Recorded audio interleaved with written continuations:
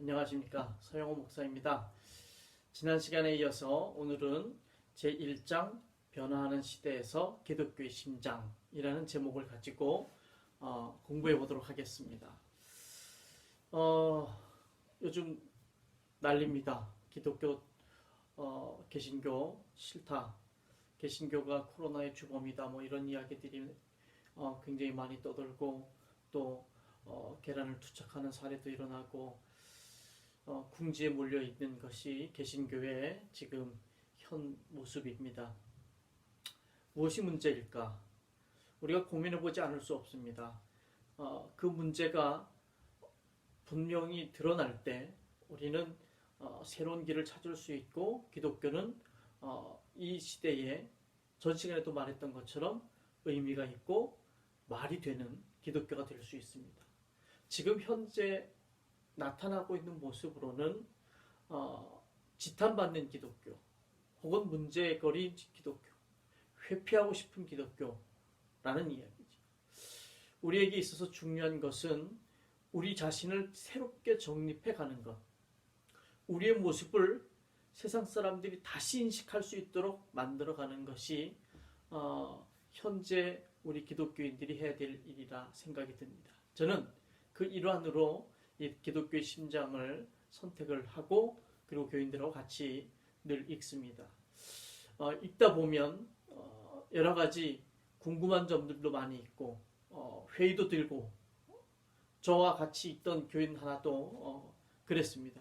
그런데 한 번 듣고 다음에 듣고 세 번째 듣고 나니까 그 교인도 새로운 패러다임이 있다라는 것을 인정하고, 이렇게 얘기하고 신앙할 수 있는 기독교가 있구나 라는 그런 동의를 하게 되었고, 그래서 신앙생활이 참 재밌었던 것을 기억합니다. 여러분도 이 책을 읽으면서 중간중간에 회의가 들기도 하고, 그리고 좀 마음이 거북스럽기도 하고 그럴 수 있습니다. 그런데 바라기는 끝까지 이 기독교의 심장을 잘 읽으면서 우리에게 필요한 패러다임이, 우리 새롭게 변화되어야 될 기독교가 어떤 모습이어야 하는지 진지하게 고민해보고 그 답을 여러분들이 찾으셨으면 참 좋겠다라는 생각이 듭니다. 첫 장, 변화하는 시대에서 기독교의 심장. 기독교의 심장은 무엇인가? 기독교와 기독교인의 삶에서 가장 중심적인 것은 무엇일까? 라는 얘기가 첫 문장으로 나오고 있습니다. 이 질문은 기독교가 새로운 시대를 맞이할 때마다 제기되던 그런 질문이었습니다. 이 질문은 우리 시대에는 특히 더 중요한 질문입니다. 기독교를 새롭게 보는 방식과 기독교인이 된다는 것에 대한 새로운 이해 방식이 세계 교회 속에 등장했다는 그런 말이기 때문입니다. 이 새로운 이해 방식, 이것은 지난 몇백 년 동안 기독교를 이해했던 지배 방식과는 매우 다르기 때문에 혼란스럽기도 하고 갈등을 느끼기도 하고 어색하기도 할 것입니다. 이런 변화와 갈등의 시대를 살아가고 있는 우리가 새로운 이해 방식을 가져야 한다는데, 그 새로운 이해 방식, 그것이 무엇일까? 기독교의 심장이라는 제목을 가지고 이 책이 이제 쓰여졌는데, 심장이 과연 무슨 뜻일까? 심장. 여러분 잘 아시죠? 그렇죠? 심장, 영어로 heart라는 단어로 쓰이는 심장. 저자는 세 가지의 의미를 가지고 심장을 이해를 합니다. 첫 번째는 가장 중심적인 것을 뜻한다라는 말입니다. 기독교의 핵심 골자가 무엇인가? 기독교와 기독교인의 삶의 본질은 무엇인가? 이 핵심 골자, 진짜 기독교인의 삶의 본질을 이야기할 때 heart라는 단어, 심장이라는 단어를 쓴다는 말이죠. 두 번째는 핵심과 본질이라는 단어, 이런 것들이 좀 너무 추상적이고 생기가 없다 생각을 한다면 심장을 뜻하는, 진짜 우리 가슴 심장을 뜻하는 heart, 이것은 유기적인 표현이죠. 살아있으면서 박동치는 생명의 근원을 얘기하는 거죠. 살아있으면서 막 활동하는, 막 박동하는, 요동치는 그런 생명의 근원, 이 심장, 우리 심장이 뛰지 않으면 죽은 거나 마찬가지라고 생각하지 않습니까? 심장은 그와 같이 생명의 근원이다. 기독교의 심장, 즉 그 생명과 활력의 원천은 의로서 그것 없이 없으면 기독교가 죽고 마는 것, 그것은 무엇일까? 사람에게 심장은 생명을 살리는 건데 기독교의 심장, 기독교를 살리는, 그것 없으면 죽을 수밖에 없는 기독교를 살리는 그것은 무엇일까? 할 때 가슴을 이야기하면서 헐트를 사용합니다. 세 번째는 머리와 가슴이라는 말에서처럼 헐트는 지성과 사고의 세계보다 더 깊은 무엇을 얘기할 때 헐트라는 단어를 씁니다. 기독교에서 그 특정한 사상과 믿음 체계보다 더 깊은 것은 무엇인가? 기독교에서 우리의 가슴의 차원에 도달하는 것은 무엇인가? 가슴은 자기의 가장 깊은 차원으로서 변화의 장소를 의미합니다. 이처럼 기독교에서 사람들을 가슴의 차원에서 변화시킬 수 있는 힘은 과연 무엇일까? 그런 힘을 주는 것은 과연 무엇일까? 라는 말로 헐트를 사용합니다. 기독교의 심장, 정말 가장 중심적인 것이 무엇일까? 그것 없이는 죽을 수밖에 없는, 기독교에서 그것 없이는 죽을 수밖에 없는 그것이 무엇일까?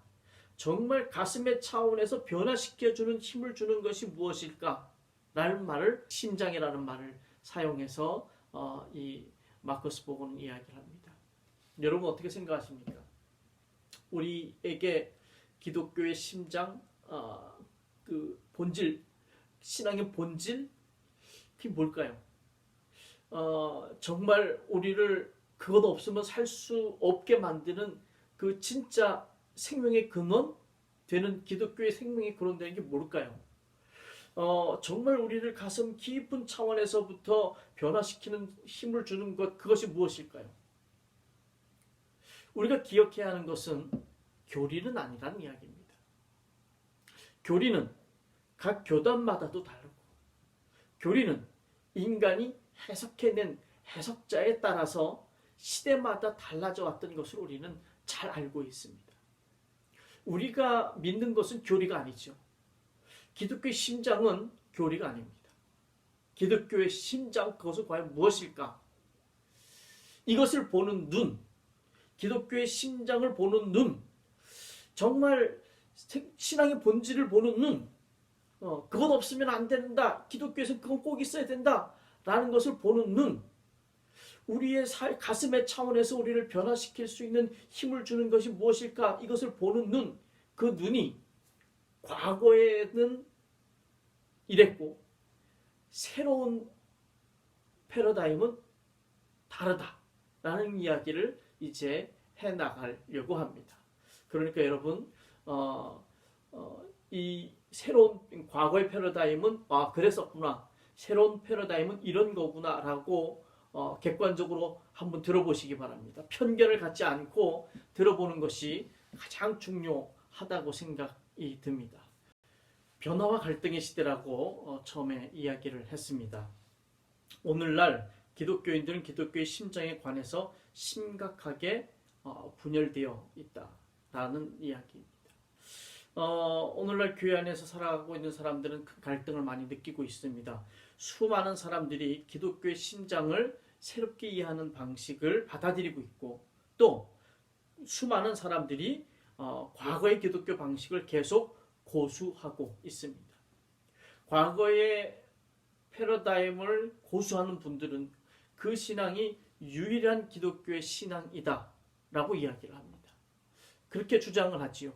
그래서 다른 이야기를 하면 그것은 이단이거나 다른 여러 가지 표현을 사용해서 아니다, 우리가 믿고 있는 이 신앙만이 유일한 신앙이다 라고 이야기를 합니다. 그래서 갈등이 일어나고 있습니다. 저자는 그래서 과거의 패러다임과 새로운 패러다임, 이렇게 두 가지 말로 표현을 합니다.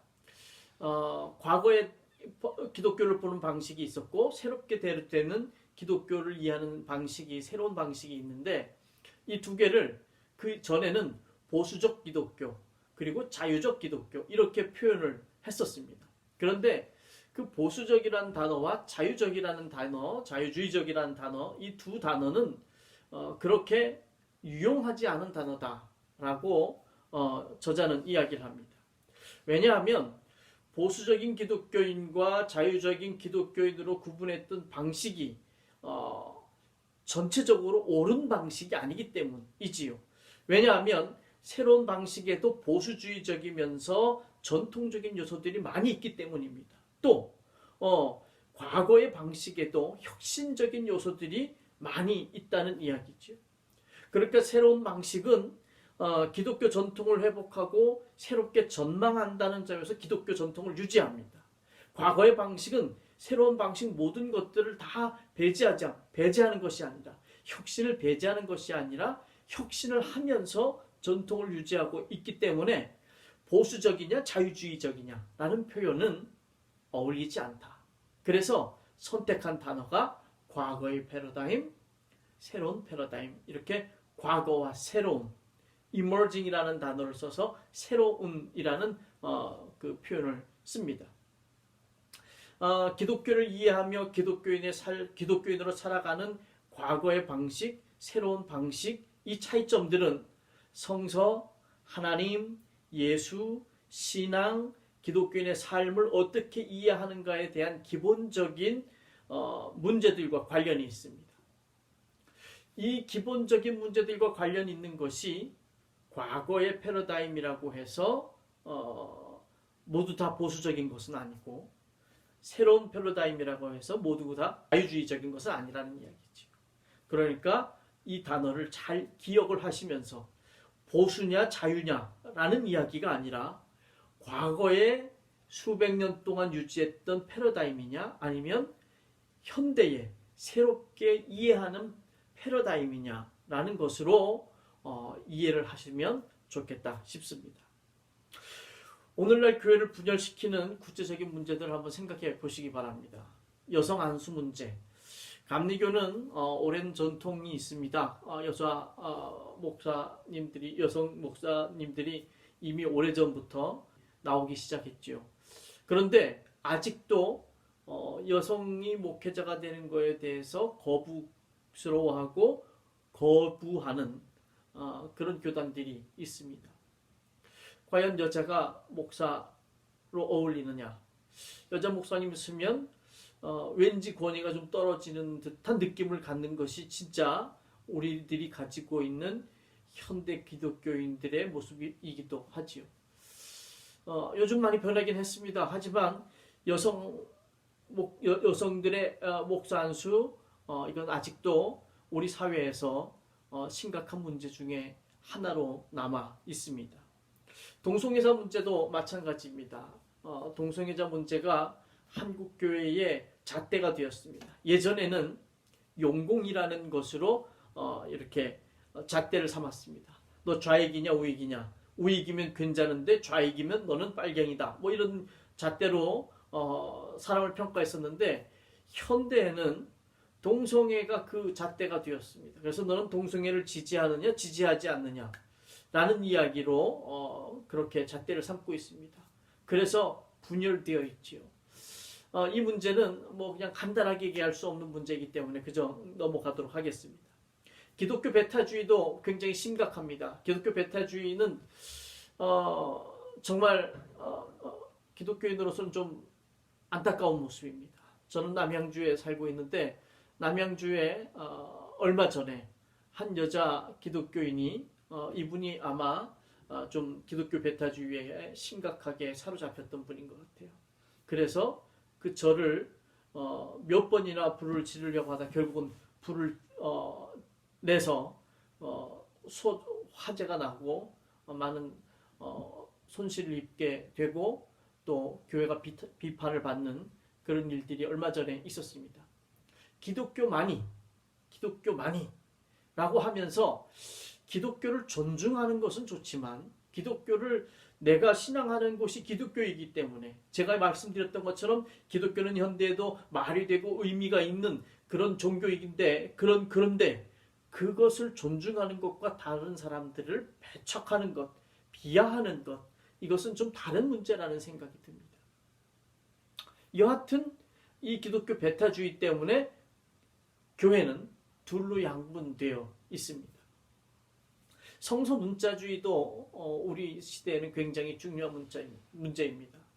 어떤 분들은 어떤 성경만 써야지 된다. 왜냐하면 그 성경만이 하나님의 뜻을 온전히 담고 있는 것이다 라고 얘기를 하면서 그 성경을 굉장히 중요시 여기기도 합니다. 또 거기 성경에 나와 있는 문자대로 될 것이다 라고 그 문자를 그대로 따라가는 경우가 참 많이 있습니다. 이 오랜 수백 년 동안 내려온 전통이기도 하지요. 교황 무호설과 이 성경 그 문자주의는 굉장히 오랜 역사를 가지고 있습니다. 그런데 사실 성경을 문자적으로 볼 수 있는 것 봐야 하지만 문자적으로만 볼 수 없는 문제들이 참 많이 있습니다. 성경을 어떻게 봐야 하느냐? 이것도 과거에 보던 방식과는 새로운 이해 방식이 있다 라는 이야기입니다. 이런 구체적인 문제들을 가지고 사실은 교회 안에 갈등이 넘쳐나고 있는 시대가 바로 우리 시대입니다. 이 시대에 이런 문제들을 과연 어떻게 기독교인으로서 바라보고 어떻게 그 문제들에 대처해 나가면서 살아갈까 하는 것이 우리에게 숙제이고 그것을 보는 눈이 바로 패러다임입니다. 과거의 패러다임은 이렇게 그것을 바라보고 새로운 패러다임은 그것을 이렇게 바라본다라는 것을 이야기하고 있죠. 지금은 패러다임이 바뀌는 시대입니다. 20세기 후반부터 시작해서 21세기 들어와서는 완전히 새로운 세계가 됐죠. 예전과는 전혀 다릅니다. 저는 가끔 자동차를 운전하면서 그런 생각을 합니다. 만약에 고대인들이 우리를 보면 자동차를 타고 가는 우리들을 보면 기절을 할 거다. 어떻게 가만히 있는데 우리가 밑에서는 발을 움직이고 손으로서 기아를 변속하기도 하고 그러긴 하는데 고대인들이 밖에서 보기에는 저거는 뭔지 전혀 이해할 수 없는 그런 그 무슨 운송 수단이지요. 옛날에는 지금과 같은 스마트폰을 상상도 할 수가 없었습니다.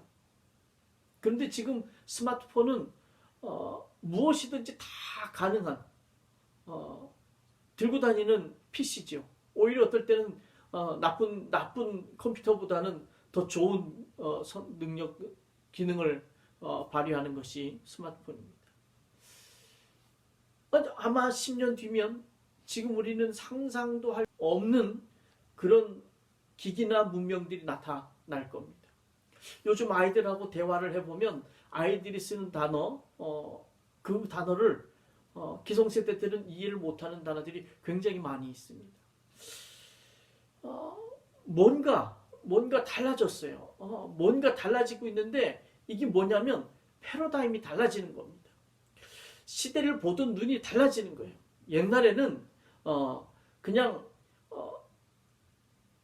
전통적인 방식이 아니라 과거의 방식으로 봤다면 지금은 그렇게 과거의 방식으로 보면 만약에 제가 그렇게 보고 그렇게 말한다면 저를 꼰대라고 젊은 세대는 이야기할 겁니다. 그 의미는 벌써 이미 지나간 그런 것이다. 새로운 세대와는 맞지 않는 것이다. 이게 패러다임이 다르다라는 이야기를 하고 있는 겁니다. 패러다임이 뭐냐? 패러다임은 전체를 보는 방식, 요것을 패러다임이라고 합니다. 종합적인 이해 방식.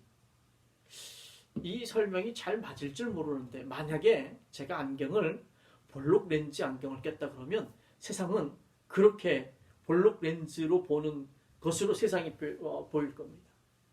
그런데 만약에 제가 오목 렌즈를 끼고 있다면 오목 렌즈로 보이는 세상의 방식으로 세상을 볼 겁니다. 두 사람이 앉아서 한 사람은 오목 렌즈로 한 사람은 볼록 렌즈로 세상을 바라본다면 똑같은 세상을 바라봐도 전혀 다른 세상이라고 느끼고 살게 될 겁니다. 이렇다 저렇다 의견이 달라지겠지요. 패러다임이라는 것은 어떤 패러다임을 갖느냐에 따라서 무엇을 볼 수 있고 어떻게 볼 수 있는지가 다 달라진다는 이야기입니다.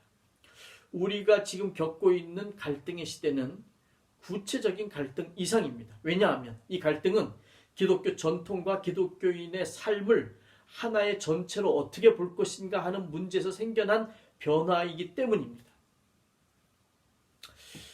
예를 들면 천문학의 역사 보면 프톨레미의 패러다임인 천동설, 그리고 코페르니쿠스의 패러다임인 지동설, 이 두 가지는 똑같은 현상을 바라보는 방식인데 그 현상을 다르게 보는 방식이죠. 프톨레미는 지구가 중심이고 태양과 별들이 움직인다 라고 생각을 했습니다. 그런데 코페르니쿠스는 태양이 중심이고 지구가 별들이 태양을 중심으로 해서 돌고 있다라고 전혀 다르게 본다라는 이야기죠. 전체를 보는 방식이 바뀌니까 세부적인 것들에게도 영향을 미치게 된다라는 이야기입니다. 패러다임의 변화는 기독교 전체를 어떻게 보는가 하는 것에 대한 변화입니다. 과거의 패러다임으로 보면 기독교는 이렇고요. 새로운 패러다임으로 보면 기독교는 이렇습니다. 다릅니다. 하나님, 예수님, 성서 바뀌지 않습니다. 그러나 보는 눈이 과거의 패러다임이면 과거의 패러다임으로 보이고 새로운 패러다임으로 보면 새로운 패러다임으로 보인다는 이야기. 천동설과 지동설을 생각하시면 돼요.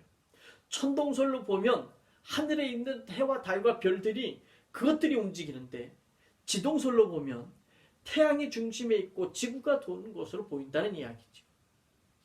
똑같은 현상을 다른 패러다임으로 바라보면 다르게 보인다. 기독교도 마찬가지라는 이야기입니다.